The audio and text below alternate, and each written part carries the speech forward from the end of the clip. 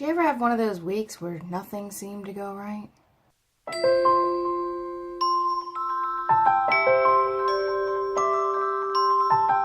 Hi everyone, Marie here, and today I will be doing my wrap-up of book 119 to 123.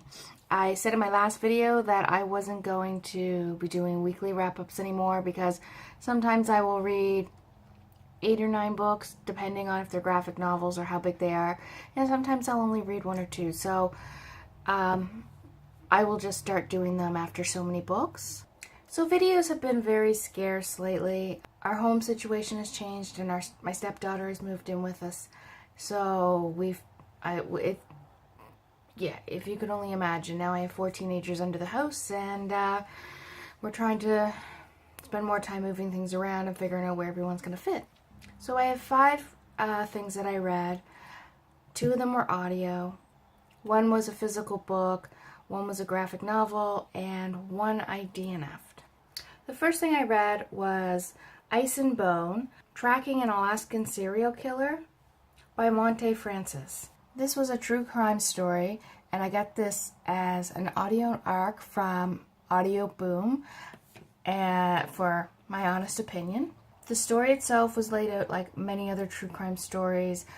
We follow murders in Alaska, and the person that was suspected of these murders and was charged for, well, one particular murder, went to trial and ended up getting off because there wasn't enough significant evidence.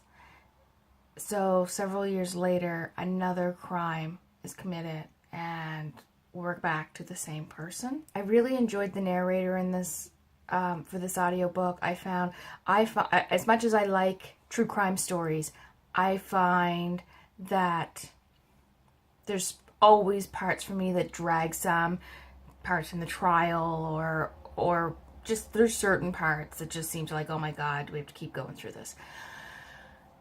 For this book, I didn't really find that, but I found the narrator, like if I was reading it myself, I probably would have, but the narrator's voice was just so enjoyable. And towards the end of this story, Francis tries to describe how this person, Joshua Wade, how he is a serial killer, and he uses information from another publication.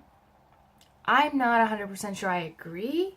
The next thing I read was Harry Potter and the Chamber of Secrets by J.K. Rowling. I listened to this on audio. I'm going back through all of the Harry Potter right now and listening to them on audio because I never have. I'm wonderfully enjoying this experience. I love Harry Potter. I love this book. I enjoyed it as much as I enjoyed it the first time I read it. Then there was The Forbidden Wish by Jessica Khoury. I think I'm definitely pronouncing that wrong, I don't think.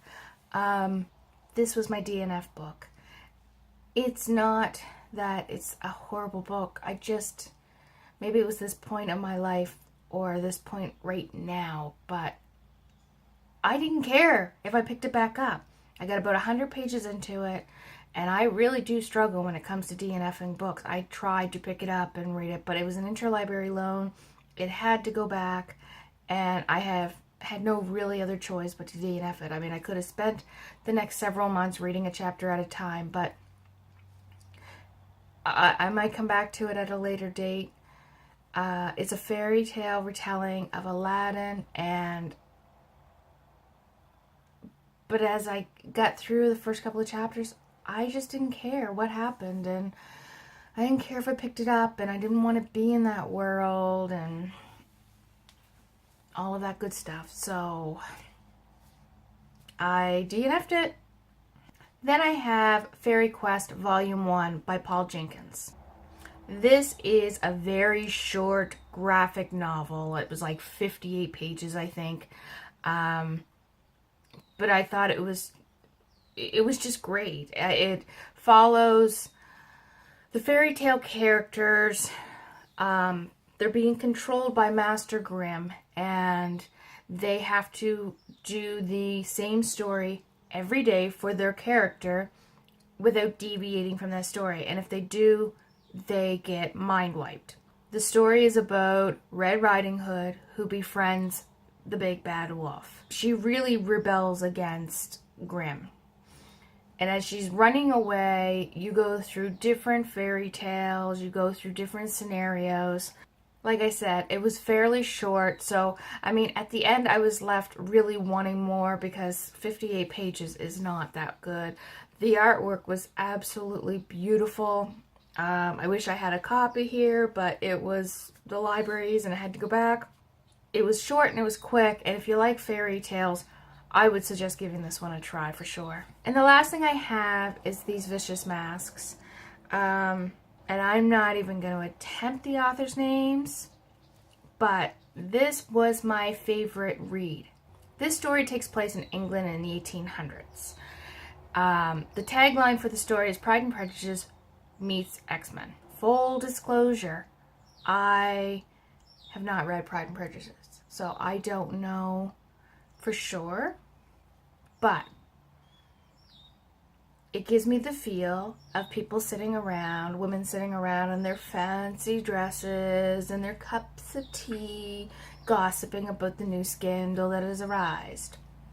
I'm not sure if that's right, but this is the feel I got. We start the story with Evelyn and Rose, who their parents expect them to be prim and proper and to go out and meet a husband, a suitor, even though Rose sort of resists a little bit. She's not like Evelyn.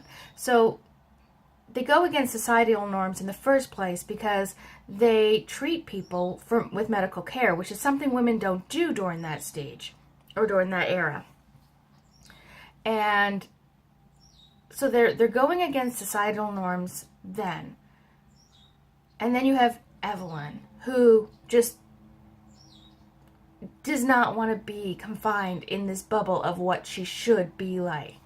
So her sister goes missing, and she's so concerned, and she has to go and find her sister. Her parents don't want her to, and it's not proper for a lady to go out and do this thing on her own. But she does it anyways. Evelyn is a kick-ass main character. She's sarcastic, she's sassy, she's just absolutely wonderful. Then you have Sebastian, I forget his last name, Burdock, I think it is. And he reminds you of that dark, brooding, mean person. And then you have Mr. Kent, who is the complete opposite. Gentleman,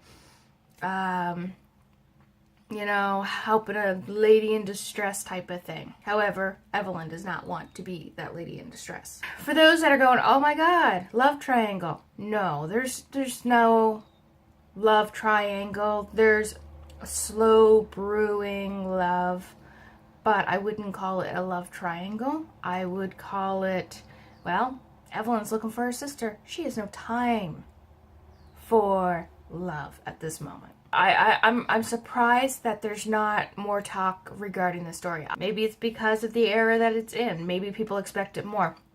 I'm not saying it's a perfect story.